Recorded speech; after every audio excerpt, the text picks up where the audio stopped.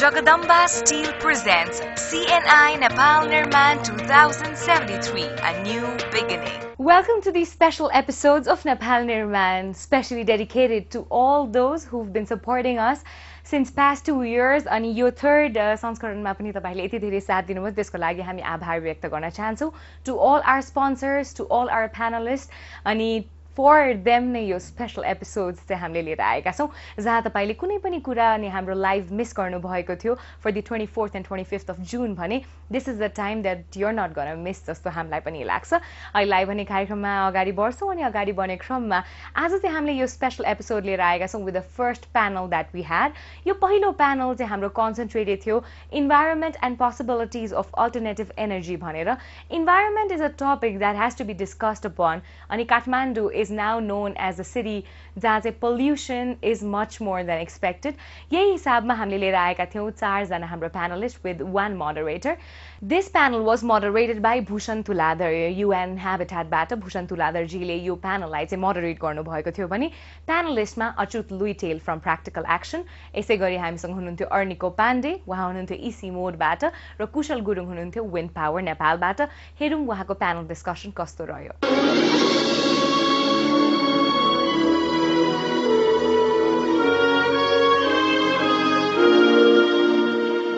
Thank you. This is better. We will start the discussion.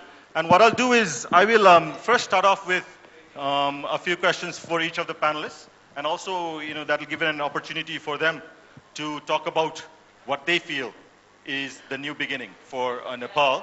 I'll start off with Arniko because he's right on my left right here. And his name starts with A, so he gets to start off first. But also, he's going to talk a little bit about the current situation on environment and alternative energy, but more focusing on the environmental issues.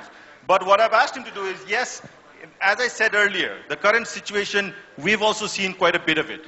Yeah? So if he can put it down in the context of, Kathmandu, what are some of the key issues, key barriers for us, while we go ahead, and also talk a little bit about the solution part. We don't want to get caught up in the pollution all the time. So let's, a little bit of forward-looking presentation we hope that we get from Arniko. I'll give him 3 to 4 minutes or at the most 5 minutes to talk about it in the beginning. Thank you, Bhushanji. So I don't have to tell you what air pollution looks like. You can just think back a couple of months ago when you couldn't see when the sky was white or grayish, when you couldn't see the hills surrounding Kathmandu. Most of the source of that in March or April was not from within the Kathmandu Valley. It was forest fires in the hills of Nepal. And I remember in November, this past November, at the height of the blockade, when there was almost no fuel coming into Kathmandu, taking a group of visiting journalists to Nagarkot to show Mount Everest, and visibility was less than 3 kilometers. We traced back where that pollution came from using our models at ICIMOD and found that the day before there was a very serious agricultural burning taking place in Punjab. Air pollution travels quite far. Yes, in Kathmandu we have a lot of local pollution sources, but we're also quite strongly affected by sources from outside of the valley. That gives us a challenge about how do we best manage pollution here. We need to know what the local sources are, and of course, addressing those reduces the pollution to a certain extent, but some of the problems extend beyond the Kathmandu Valley. Among the local sources of pollution, one of the big ones is brick kilns. And part of the reason they're a very big source of pollution that affect us a lot is that they run 24 hours a day. And in the Kathmandu Valley, the ventilation of pollution is not even throughout the day. During the daytime, in the middle of the day, there is fairly good ventilation of the valley, but from evening until morning, the pollution stays confined within the valley. So when you have brick kilns running 24 hours a day, in winter and in the dry season, then that's a fairly big source of pollution that's of concern. Luckily, there's a lot that can be done about brick kilns to reduce emissions from them. The earthquake destroyed almost all, or damaged almost all of the brick kilns in the Kathmandu Valley, and we've been working with the Federation of Nepali Brick Industries, with engineers and with other partners on rebuilding the valley's brick kilns in a cleaner way. And with relatively minor modifications, with investments of 1 to 1.5 crore rupees per kiln, we're able to improve efficiency by almost 50% and to reduce emissions by on the order of 70 or 80%. The first 10 kilns that have been rebuilt with the improvements are already operating now. So it doesn't take a lot, and in fact, the savings in coal and the larger percentage of of sellable bricks that come out of the kilns actually make the investment pay back itself within 2 years or so. Other big sources of pollution in the valley are garbage burning. There's a lot that can be done very quickly about solving garbage problems without burning it, without transferring it from the streets into our lungs. And a lot of it needs behavioral changes, needs changes in our attitudes, needs changes in our awareness, and changes in how we dispose of garbage. Then vehicles are another big source of pollution within the valley. A study we've been doing recently with motorbikes has shown that simple servicing, 1,000 rupee servicing for a motorbike, can significantly cut down on pollution. Not overloading vehicles, not overloading trucks. All of those are quick ways of reducing pollution. But longer run though, if we think about the Kathmandu Valley, if we imagine it ahead 20, 30 years from now, we probably want to rethink our whole transportation system into something that has an emphasis on clean public transport and non-motorized transport. We have a bicycle-friendly weather all year round. We have distances that can be covered by bicycle if only the roads were safe enough and not as congested. We're also in a country with a lot of hydropower potential for the future, and certainly a lot of hydropower in the future. And if we invest in hydropower to fuel our transportation, if we go towards zero fossil fuels, we'll clean up our air quite a bit. And in fact, since some of our pollution is also imported from south of the border, from industries, from brick kilns south of the border, exporting hydropower would actually help clean up the air here as well. Thank you. Thank you, Arniko. And just to recap what he said, one, I think what he was talking about right in the beginning was the level of pollution. It's very high, we can feel it, but the data is showing it as well. And just an example that you were giving on the pollution coming from outside as well. Yeah? But then also significantly, what I understand would be pollution that is generated here. And what is interesting about what he just said was that a lot of it can be reduced very easily. And this is the time to do it. The fact that the earthquake destroyed a lot of the chimneys that are around the valley is an opportunity for us to rebuild the big kilns in an environment-friendly way with an investment of 1 to 1.5 crores, which can be recovered in about 2 years. Yeah? And then what you're saying is that just that will increase the efficiency by 50% or so. That's where you recover the cost, and reduce the emission by around 70% or so. So that's something that can be done. Also, what he was just saying was another example was just servicing your motorbike will significantly reduce the emissions. How much is significant? That depends on the condition of the motorbike before you Still, start. approximately. The worst high-emitting motorbikes, you can reduce it by probably 98%. 98%? That's for the worst motorbikes. Yeah, okay, still, all right. What would be on the low side? Well, so far we've measured about 30 plus motorbikes before and after servicing that were in different conditions before we started, so I'm not sure I can give you a all right, but the lesson to everybody who owns a motorbike here. My colleagues at DC Motor are doing a study on this right now. All right, get it serviced. If your motorbike is really bad, you can reduce the emission by 90% or so, or at least 10, 20, 30%. Definitely, you can reduce emissions. Simple things like just tuning your bike, servicing it regularly, or that holds for cars as well, I'm sure. Right. But whether you have an industry or whether you have a vehicle, short term. Basically what I heard from Arniko, the key is in your hand. You can reduce the pollution. Long term, of course, we need to rethink, and what he's saying is rethink the entire transportation system. How we move goods and services in this valley and in this country has to be rethought. Because right now, we're depending excessively on petroleum. And as soon as we talk about our imports, that by far dominates it. And this is where we're going to come to the next speaker.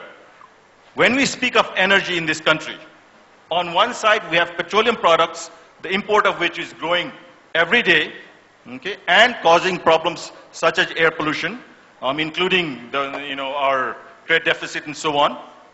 On the other side, we have load shedding, which we saw on this little clip that just a little while ago, that went up to 91 hours a week or so. And the third thing that's happening, which a lot of us sitting in Kathmandu don't see it, but basically in the villages, we have about 75% of the people who are using solid biomass fuel, and by that I mean wood, firewood, or cow dung to cook. And that, I hear, is one of the most polluted environments anywhere, is our village kitchen. Because that indoor smoke that is generated causes a lot of pollution, and the people who suffer from it are usually women and these very young children that are with the women. So when we talk about energy, we're talking about problems with fossil fuel, increase in fossil fuel use like petroleum, we're talking about load shedding, we're talking about rural energy as well. Kushal, how are you addressing it as someone in the private sector who is looking at this problem as an opportunity? What are you doing about it? Well, I thought I will speak more on wind first, and then maybe sure, talk about wind first. Thank you. As you mentioned earlier, that our neighboring countries also have installed a lot of powers from wind energy, and it's actually not a rocket science. However, we are quite lagging behind, and it's a new topic, and many people are still ambiguous about whether it will work or not in this country or in our context, given that we have abundant hydropower, and will that be a better alternative or a complementary factor at all? Talking about India and China, in last 10 years, these two neighbors, India alone installed more than 25,000 megawatt of wind power, whereas China crossed like 100,000 megawatt in 10 years. But if we look into our country, and we didn't have a very bad history in late 1980s, when NEA installed two 10 kilowatt wind turbine in Mustang. It was supposed to be state of the art of that time. It was based in class turbine, and what we did was groundbreaking thing in Asia. Like with our hydro in Tharping, which we did like 105 years ago. So that was also groundbreaking. But then, because of bad experience, we dropped it. And then fast forward, in 2011, ADB did this small wind solar hybrid project in Nawalparasi. That was kind of a re-beginning of this whole process, and now we're back to square one. So we are still in a very primitive stage of wind energy promotion, and there are a few things that are lagging for that. Of course, as the biggest challenge was we didn't have a promising target or a political will. I mean, just recently our Right Honorable Prime Minister who declared that they will also explore into option of generating power from wind, and it has gained momentum in this year. And now in our next upcoming this electricity bill, they have made a provision to integrate up to 10% of electricity from wind and solar. So that's a promising start. Now going back into rural context, surprisingly though, when NEA left wind, AEPC picked up, and AEPC, they usually work into those areas where there is no Alternate Energy Promotion Center, you mean? Yes, sorry, I'm quite used to jargons. I'm sorry, yeah. So Alternative Energy Promotion Center, they are now the one from the government end who are looking after wind energy, and their focus is in areas where there is no access to grid, and most of our rural areas still do not have access to grid. In that context, it's not only wind. I think wind is more for community-based project, and it will work better if the project size is larger. And of course, the precondition is there should be wind.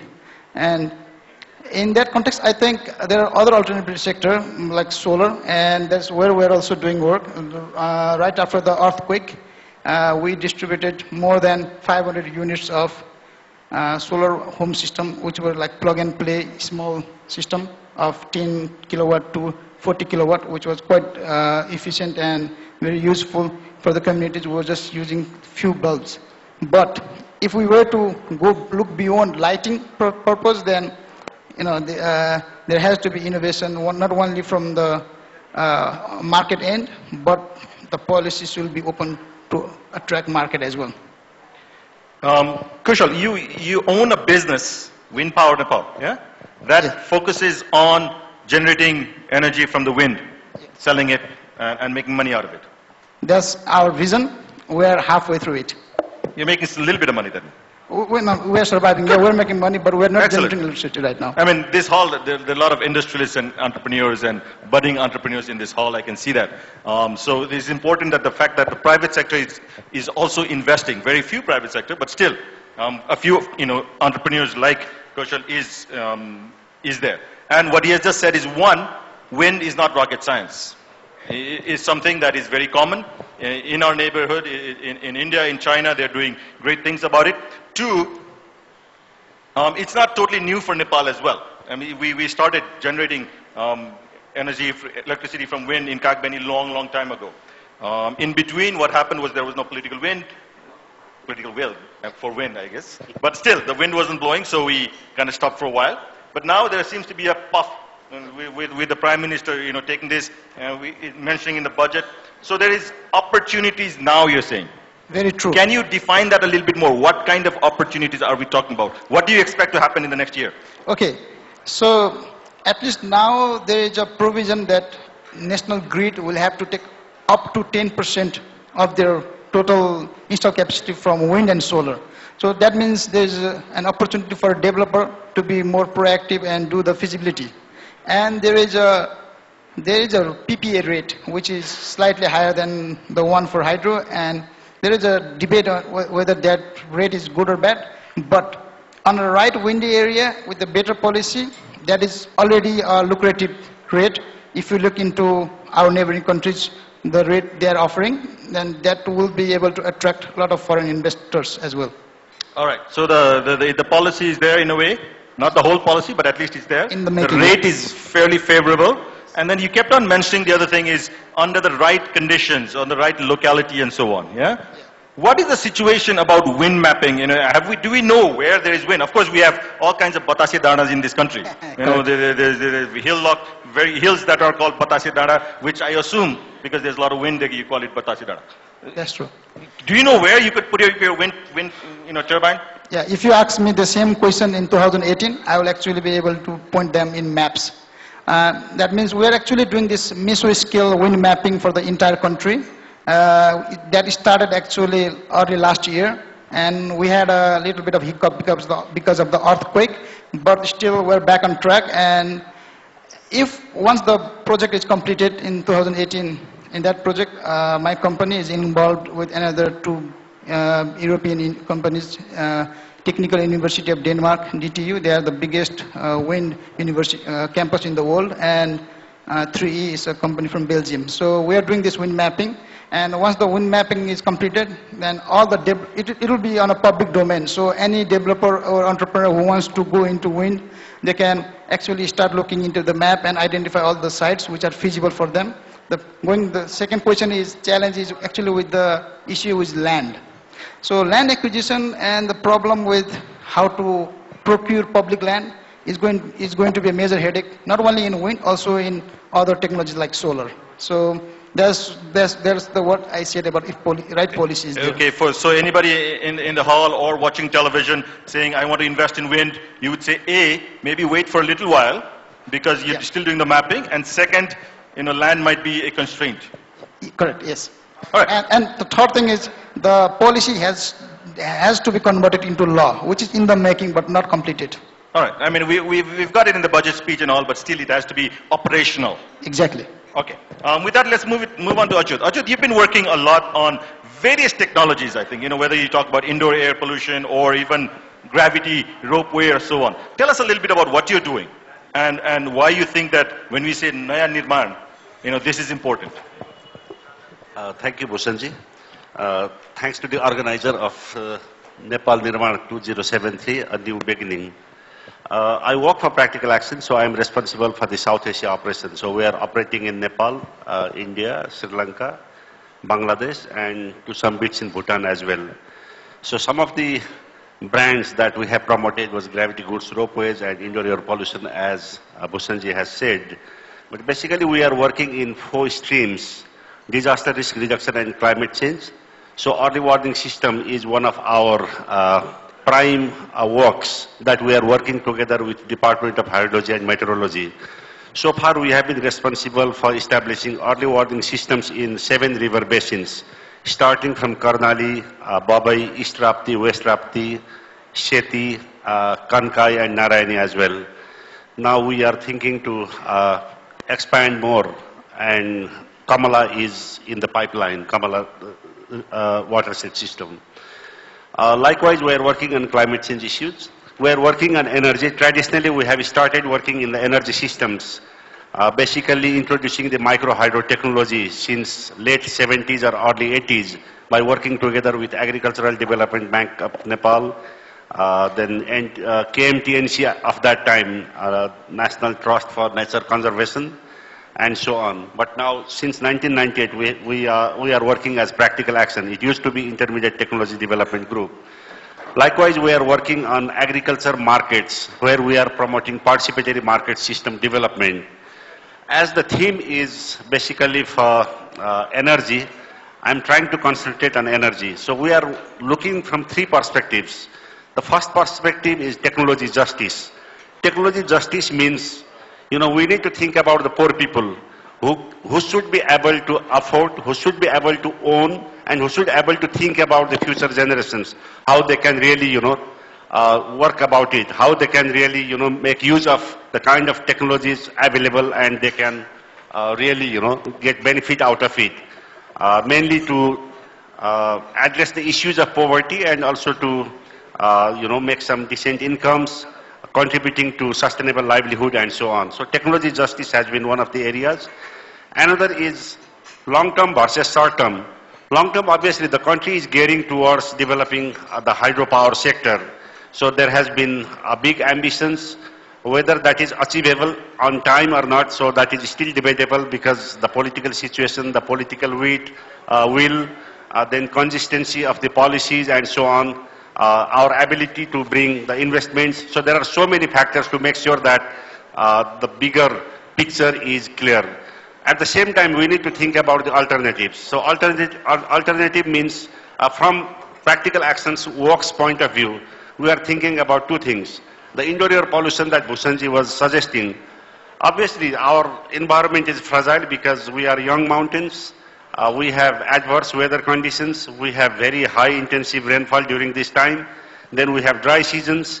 So obviously the environment is vulnerable. Then again, there is another pressure, the pressure related with livelihood.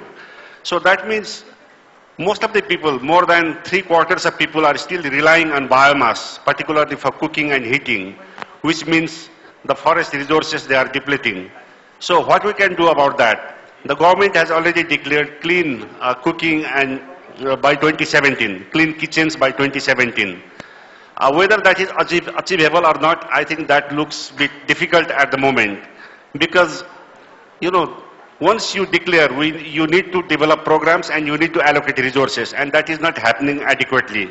So that means that is the area where we should really be working. So if we have efficient cooking technologies, obviously the quantity of biomass would be reduced, particularly from consumption point of view. And also, as Bhushanji said earlier, the emissions, which is really hazardous, particularly to women and small children, so that can also be reduced. So there are 2 benefits: reducing the biomass and also, reducing the emissions. The other thing we are promoting is the micro hydro sector. We are not directly implementing the micro hydro projects, but we are trying to make sure that the productive end use is guaranteed. Because so far the micro hydro projects are not so successful, because people are just relying for energy. Energy means the light during the night. But what they can do during the daytime, so how we can value add, how we can make sure that the productive end use is guaranteed. So Practical Action has been producing Poor People's Energy Outlook. That is a kind of report on annual basis. So some of the issues that we have promoted is energy for sustainable livelihood, energy for community services, and so on. So how that can be done? We have coined a terminology called energizing rural livelihood. So we are basically promoting participatory market system development, that is developing the entrepreneurs who can potentially start some business from available energy that is available in the villages. So they can go for agro processing, they can do some metal works, they can do some carpentry, so that they can also generate some incomes and they can also guarantee some employment to other villagers. So I think we need to think about these kind of alternative means which can be a short-term measures. So if we can produce, a lot of energy we can sell to India or China or Bangladesh in 5 years time or 10 years time, that is brilliant. But until then, we cannot wait. We need to make sure that the people in the villages, they also should get benefit out of the technologies that is potentially available through different stakeholders, the state and other development partners. So that is what we are concentrating. Thank you.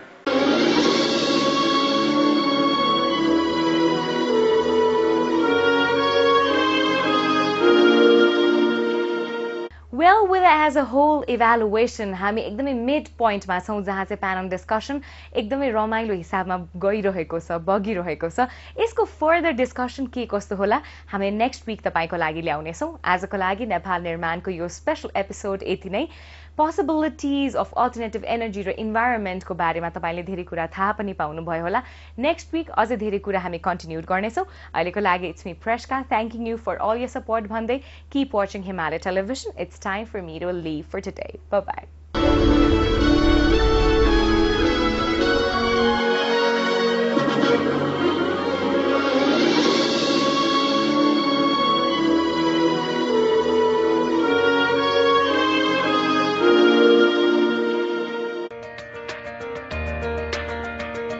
Jagadamba Steel presents CNI Nepal Nirman 2073, a new beginning. Title sponsor in association with co-sponsor, powered by travel partner, light beverage partner, soft beverage partner, alcoholic beverage partner, hospitality partner, session partner, communication partner, insurance partner, knowledge partner, content partner, facts partner, creative partner.